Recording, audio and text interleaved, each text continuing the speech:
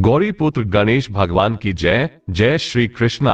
राधे राधे। बोलिए श्री सत्यनारायण भगवान की जय। कार्तिक का महीना भगवान श्री लक्ष्मी नारायण जी को अत्यधिक प्रिय है। वैसे तो पूरे कार्तिक मास में श्री सत्यनारायण भगवान की कथा को सुनने से अनंत फलों की प्राप्ति होती है, किंतु देवउठनी एकादशी से लेकर कार्तिक पूर्णिमा तक के 5 दिनों में श्री सत्यनारायण भगवान की कथा को सुनने से मनुष्यों के सभी पाप और संकट कट जाते हैं तथा सभी मनोकामनाओं की पूर्ति होती है, इसमें कोई शंका नहीं है। तो आइए भगवान श्री लक्ष्मी नारायण जी के चरणों का ध्यान करते हुए बड़ी ही श्रद्धा और प्रसन्न चित्त मन से श्री सत्यनारायण भगवान की कथा को पूरा अवश्य सुनिएगा। आमतौर पर देखा जाता है कि किसी भी शुभ काम से पहले या मनोकामनाएं पूरी होने पर सत्यनारायण व्रत की कथा सुनी जाती है। सनातन धर्म से जुड़ा शायद ही कोई ऐसा व्यक्ति होगा जिसने श्री सत्यनारायण कथा का नाम न सुना हो।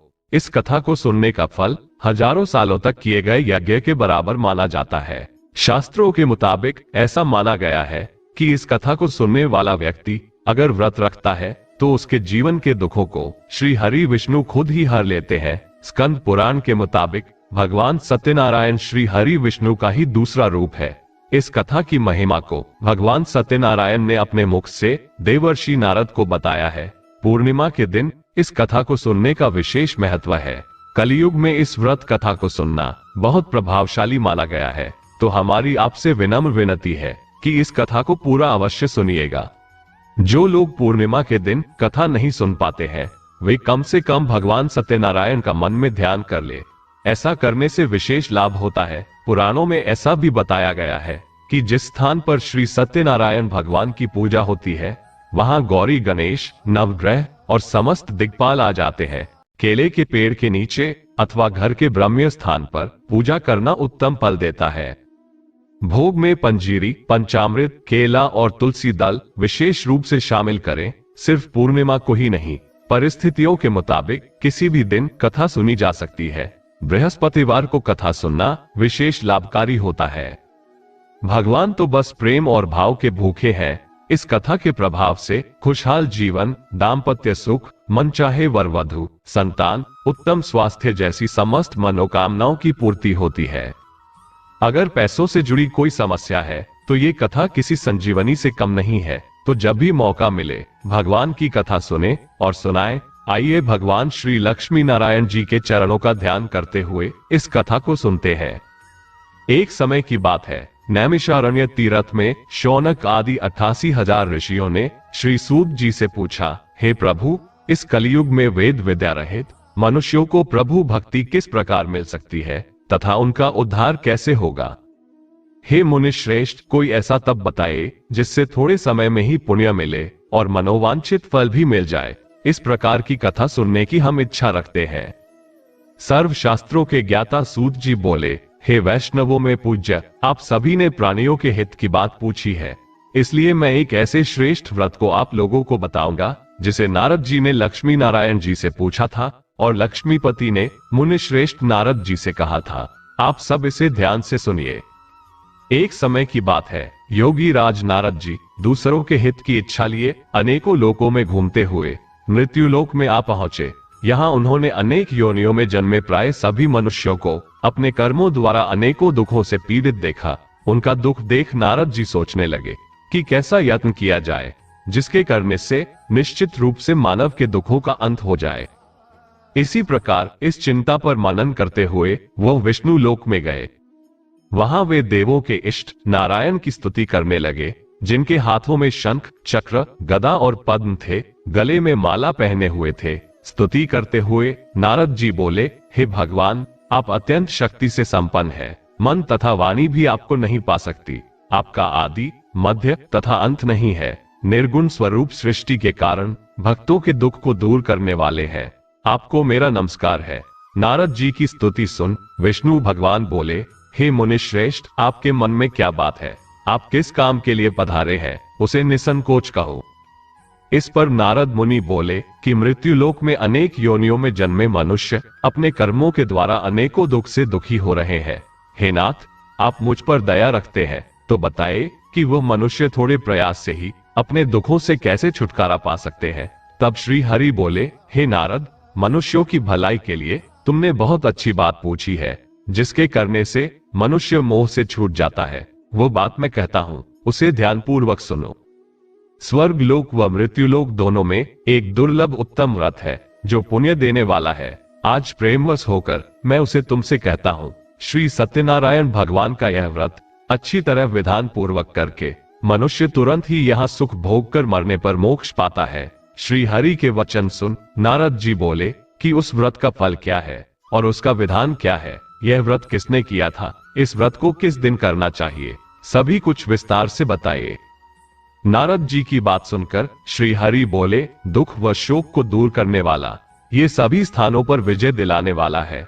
मानव को भक्ति व श्रद्धा के साथ शाम को श्री सत्यनारायण की पूजा धर्म परायण होकर ब्राह्मणों व बंधुओं के साथ करनी चाहिए।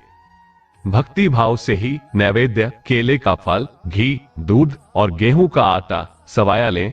गेहूं के स्थान पर साठी का आटा, शक्कर तथा गुड़ लेकर वह सभी भक्षण योग्य पदार्थों को मिलाकर भगवान का भोग लगाएं। ब्राह्मणों सहित बंधु बांधवों को भी भोजन कराएं। उसके बाद स्वयं भोजन करें।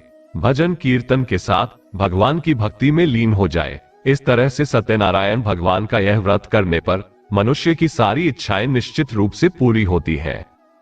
इस कलिकाल अर्थात कलियुग में मृत्युलोक में मोक्ष का यही एक सरल उपाय बताया गया है। इस प्रकार से श्री सत्यनारायण व्रत कथा का प्रथम अध्याय संपूर्ण हुआ।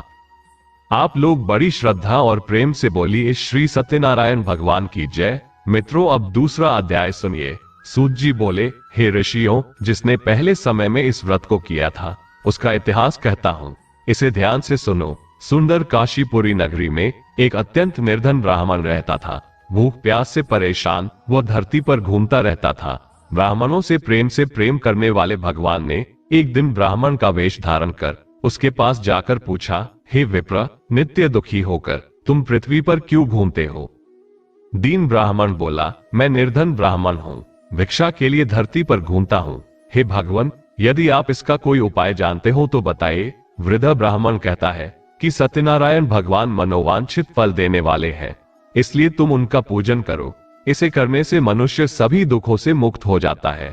वृद्ध ब्राह्मण बनकर आए। सत्यनारायण भगवान उस निर्धन ब्राह्मण को व्रत का सारा विधान बताकर अंतर्ध्यान हो गए। ब्राह्मण मन ही मन सोचने लगा कि जिस व्रत को वृद्ध ब्राह्मण करने को कह गया है, मैं उसे जरूर करूंगा। यह निश्चय करने के बाद उसे रात में नींद नहीं आई। वह सवेरे उठकर सत्यनारायण भगवान के व्रत का निश्चय कर भिक्षा के लिए चला गया। उस दिन निर्धन ब्राह्मण को भिक्षा में बहुत धन मिला, जिससे उसने बंधु बांधवों के साथ मिलकर श्री सत्यनारायण भगवान का व्रत संपन्न किया। भगवान सत्यनारायण का व्रत संपन्न करने के बाद वह निर्धन ब्राह्मण सभी दुखों से छूट गया और अनेक प्रकार की संपत्तियों से युक्त हो गया। उसी समय से यह ब्राह्मण हर माह इस व्रत को करने लगा। इस तरह से सत्यनारायण भगवान के व्रत को जो मनुष्य करेगा वो सभी प्रकार के पापों से छूटकर मोक्ष को प्राप्त होगा। जो मनुष्य इस व्रत को करेगा वह भी दुखों से मुक्त हो जाएगा। सूत जी बोले कि इस तरह से नारद जी से नारायण जी का कहा हुआ श्री सत्यनारायण व्रत को मैंने तुमसे कहा। हे विप्रो, मैं अब और क्या कहूँ? ऋषि बोले, हे मुनिवा, संसार में उस विप्र से सुनकर और किस किस ने व्रत को किया, हम सब इस बात को सुनना चाहते हैं। इसके लिए हमारे मन में श्रद्धा का भाव है। सूत जी बोले, हे मुनियों, जिसने इस व्रत को किया है वो सब सुनो। एक समय वही विप्र धन व ऐश्वर्य के अनुसार अपने बंधु बांधवों के साथ इस व्रत को करने को तैयार हुआ। उसी समय एक लकड़ी बेचने वाला बूढ़ा आदमी आया और लकड़ियां बाहर रखकर अंदर ब्राह्मणों के घर में गया। प्यास से दुखी वह लकड़हारा उनको व्रत करते देख विप्र को नमस्कार कर पूछने लगा कि आप ये क्या कर रहे हैं तथा इसे करने से क्या फल मिलेगा, कृपा मुझे भी बताइए। ब्राह्मण ने कहा कि सब मनोकामनाओं को पूरा करने वाला ये सत्यनारायण भगवान का व्रत है। इनकी कृपा से ही मेरे घर में धन धान्य आदि की वृद्धि हुई है। विप्र से सत्यनारायण व्रत के बारे में जानकर लकड़हारा बहुत प्रसन्न हुआ। चरणामृत लेकर तथा प्रसाद खाने के बाद वो अपने घर गया। लकड़हारे ने अपने मन में संकल्प लिया कि आज लकड़ी बेचने से जो धन मिलेगा उसी से श्री सत्यनारायण भगवान का उत्तम व्रत करूंगा। मन में इस विचार को लिए बूढ़ा आदमी सिर पर लकड़ियां रख उस नगर में बेचने गया। जहां धनी लोग ज्यादा रहते थे। उस नगर में उसे अपनी लकड़ी का दाम पहले से 4 गुना अधिक मिलता है। बूढ़ा प्रसन्नता के साथ दाम लेकर केले, शक्कर, घी, दूध, दही और गेहूं का आटा ले और सत्यनारायण भगवान के व्रत की अन्य सामग्रियां लेकर अपने घर गया। वहां उसने अपने बंधु बांधवों को बुलाकर विधि विधान से श्री सत्यनारायण भगवान का पूजन और व्रत किया। इस व्रत के प्रभाव से वह बूढ़ा लकड़हारा धन पुत्र आदि से युक्त होकर संसार के समस्त सुख भोग कर अंत काल में बैकुंठ धाम चला गया। इस प्रकार से श्री सत्यनारायण व्रत कथा का दूसरा अध्याय संपूर्ण हुआ। आप लोग बड़े श्रद्धा और प्रेम से बोलिए श्री सत्यनारायण भगवान की जय। मित्रों, अब श्री सत्यनारायण कथा का तीसरा अध्याय सुनिए। सूत जी बोले, हे श्रेष्ठ मुनियों, अब आगे की कथा कहता हूँ। पहले समय में उल्कामुख नाम का एक बुद्धिमान राजा था। वह सत्य वक्ता और जितेंद्रिय था। प्रतिदिन देव स्थानों पर जाता और निर्धनों को धन देकर उनके कष्ट दूर करता था। उसकी पत्नी कमल के समान मुख वाली तथा सती साध्वी थी। भद्रशीला नदी के तट पर उन दोनों ने श्री सत्यनारायण भगवान का व्रत किया। उसी समय साधु नाम का एक वैश्य आया। उसके पास व्यापार करने के लिए बहुत सा धन भी था। राजा को व्रत करते देखकर वह विनय के साथ पूछने लगा, हे राजन, भक्ति भाव से पूर्ण होकर आप ये क्या कर रहे हैं? मैं सुनने की इच्छा रखता हूँ, तो कृपा कर आप मुझे बताइए। राजा बोला, हे साधु, अपने बंधु बांधवों के साथ पुत्र आदि की प्राप्ति के लिए एक महाशक्तिवान श्री सत्यनारायण भगवान का व्रत व पूजन कर रहा हूँ। राजा के वचन सुन साधु आदर से बोला, हे राजन, मुझे इसका सारा विधान कहिए। आपके कथानुसार मैं इस व्रत को करूंगा। आपके कथन अनुसार मैं भी इस व्रत को करूंगा। मेरी भी संतान नहीं है और इस व्रत को करने से निश्चित रूप से मुझे संतान की प्राप्ति होगी। राजा से व्रत का सारा विधान सुन व्यापार से निवृत्त होकर वो साधु अपने घर गया। साधु वैश्य ने अपनी पत्नी को संतान देने वाले इस व्रत का वर्णन कह सुनाया और कहा कि जब मेरी संतान होगी तब मैं इस व्रत को करूंगा। साधु ने इस तरह के वचन अपनी पत्नी लीलावती से कहे। एक दिन लीलावती पति के साथ आनंदित हो सांसारिक धर्म में प्रवृत्त होकर सत्यनारायण भगवान की कृपा से गर्भवती हो गई। 10वें महीने में उसके गर्भ से एक सुंदर कन्या ने जन्म लिया। दिनों दिन वो ऐसे बढ़ने लगी कि जैसे कि शुक्ल पक्ष का चंद्रमा बढ़ता है। माता पिता ने अपनी कन्या का नाम कलावती रखा। एक दिन लीलावती ने मीठे शब्दों में अपने पति को याद दिलाया कि आपने सत्यनारायण भगवान की जिस व्रत को करने का संकल्प किया था उसे करने का समय आ गया है। आप इस व्रत को करिए। साधु बोला कि हे प्रिय, इस व्रत को मैं उसके विवाह पर करूंगा। इस प्रकार अपनी पत्नी को आश्वासन देकर वह नगर को चला गया। कलावती अपने पिता के घर में रह वृद्धि को प्राप्त हो गई। साधु ने एक बार नगर में अपनी कन्या को सखियों के साथ देखा तो तुरंत ही दूत को बुलाया और कहा कि मेरी कन्या के लिए योग्य वर देखाओ। साधु की बात सुनकर दूत कंचन नगर में पहुंचा और वहां देखभाल कर लड़की के लिए सुयोग्य पुत्र को ले आया।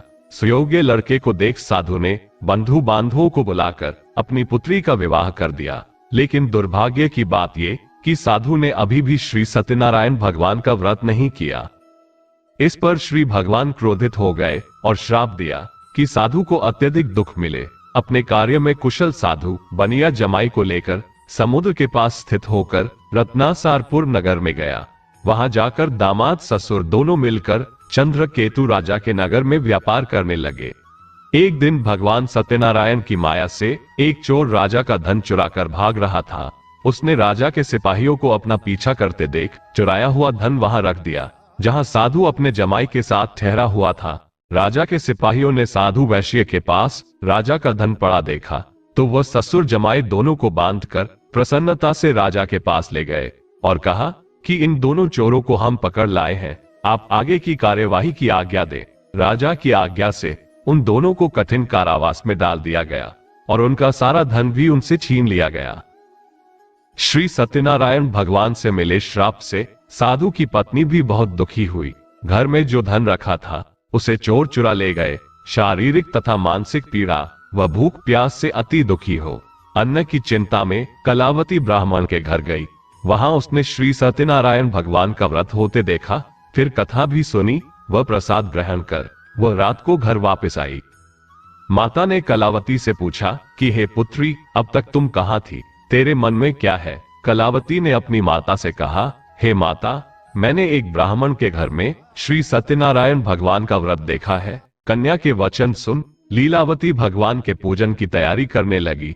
लीलावती ने परिवार व बंधुओं सहित सत्यनारायण भगवान का पूजन किया और उनसे वर मांगा कि मेरे पति तथा जमाई शीघ्र घर आ जाएं। साथ ही यह भी प्रार्थना की कि हम सबका अपराध भगवान क्षमा करें। श्री सत्यनारायण भगवान इस व्रत से संतुष्ट हो गए और राजा चंद्रकेतु को सपने में दर्शन दे कहा कि हे राजन, तुम उन दोनों वैश्यों को छोड़ दो और तुमने उनका जो धन लिया है उसे भी वापस कर दो। अगर ऐसा नहीं किया तो मैं तुम्हारा धन, राज्य और संतान सभी को नष्ट कर दूंगा। राजा को ये सब कहकर वो अंतर्ध्यान हो गए। प्रातःकाल सभा में राजा ने अपना सपना सुनाया। फिर बोले कि बनिक पुत्रों को कैद मुक्त कर सभा में लाओ। दोनों ने आते ही राजा को प्रणाम किया। राजा मीठी वाणी में बोला, हे महानुभावों, भाग्यवश ऐसा कठिन दुख तुम्हें प्राप्त हुआ है, लेकिन अब तुम्हें कोई भय नहीं है। ऐसा कह राजा ने उन दोनों को नए वस्त्र आभूषण भी पहनाए और जितना धन उनका लिया था उससे दोगुना धन वापस कर दिया। दोनों वैश्य अपने घर को चल दिए। इस प्रकार से श्री सत्यनारायण भगवान व्रत कथा का तीसरा अध्याय यहीं पर संपूर्ण हुआ। बड़े ही श्रद्धा और प्रेम से बोलिए श्री सत्यनारायण भगवान की जय। मित्रों, आइए अब श्री सत्यनारायण भगवान की कथा का चौथा अध्याय सुनते हैं। सूत जी बोले, वैश्य ने मंगलाचार कर अपनी यात्रा आरंभ की और अपने नगर की ओर चल दिए। उनकी थोड़ी दूर जाने पर एक दंडी वेशधारी श्री सत्यनारायण ने उनसे पूछा, हे साधु, तेरी नाव में क्या है? अभी वाणी बनिक हंसता हुआ बोला, हे दंडी, आप क्यों पूछते हो? क्या धन लेने की इच्छा है? मेरी नाव में तो बेल व पत्ते भरे हुए हैं। वैश्य के कठोर वचन सुन भगवान बोले, तुम्हारे वचन सत्य हो। दंडी ऐसा वचन कहकर वहां से दूर चले गए। कुछ दूर जाकर समुद्र के किनारे बैठ गए। दंडी के जाने के बाद साधु वैश्य ने नित्य क्रिया के पश्चात नाव को ऊंची उठती देखकर अचंभा माना और नाव में बेल पत्ते आदि देख वो मूर्छित हो जमीन पर गिर पड़ा। मूर्छा खुलने पर वो अत्यंत शोक में डूब गया। तब उसका दामाद बोला कि आप शोक न मनाएं, ये दंडी का श्राप है, इसलिए हमें उनकी शरण में जाना चाहिए, तभी हमारी मनोकामना पूरी होगी। दामाद की बात सुनकर वह दंडी के पास पहुंचा और अत्यंत भक्ति भाव से नमस्कार करके बोला, मैंने आपसे जो असत्य वचन कहे थे उनके लिए मुझे क्षमा कर दे। ऐसा कहकर महान शोकातुर हो रोने लगा।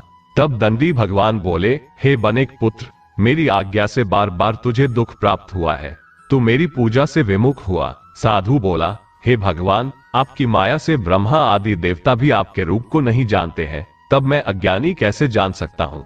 आप प्रसन्न हो जाए, अब मैं सामर्थ्य के अनुसार आपकी पूजा करूंगा। मेरी रक्षा करो और पहले के समान नाव में धन भर दो। साधु वैश्य के भक्ति पूर्वक वचन सुनकर भगवान प्रसन्न हो गए और उसकी इच्छा अनुसार वरदान देकर अंतर्ध्यान हो गए।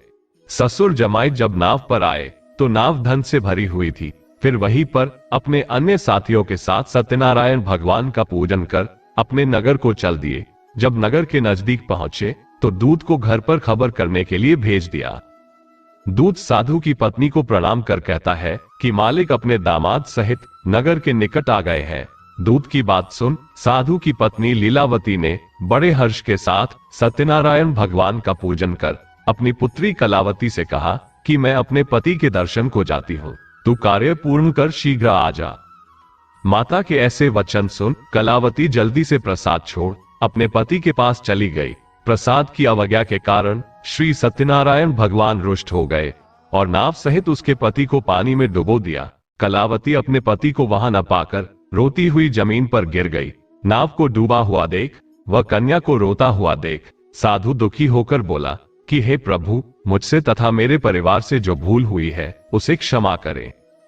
साधु के दीन वचन सुनकर श्री सत्यनारायण भगवान प्रसन्न हो गए और आकाशवाणी हुई, हे साधु, तेरी कन्या मेरे प्रसाद को छोड़कर आई है, इसलिए उसका पति अदृश्य हो गया है। यदि वह घर जाकर प्रसाद खाकर लौटती है तो इसे इसका पति अवश्य मिलेगा। ऐसी आकाशवाणी सुन कलावती घर पहुंचकर प्रसाद खाती है और फिर आकर अपने पति के दर्शन करती है। इसके बाद साधु अपने बंधु बांधवों सहित श्री सत्यनारायण भगवान का विधि विधान से पूजन करता है इस लोक का सुख भोग वह अंत में स्वर्ग जाता है। इस प्रकार से श्री सत्यनारायण भगवान व्रत कथा का चतुर्थ अध्याय संपूर्ण हुआ। बड़े ही श्रद्धा और प्रेम से बोलिए श्री सत्यनारायण भगवान की जय। आइए अब श्री सत्यनारायण भगवान की कथा का 5वां अध्याय सुनते हैं। सूत जी बोले, हे ऋषियों, मैं और भी एक कथा सुनाता हूं, उसे भी ध्यान पूर्वक सुनो। प्रजापालन में लीन तुंगध्वज नाम का एक राजा था। उसने भी भगवान का प्रसाद त्याग कर बहुत ही दुख सहन किया।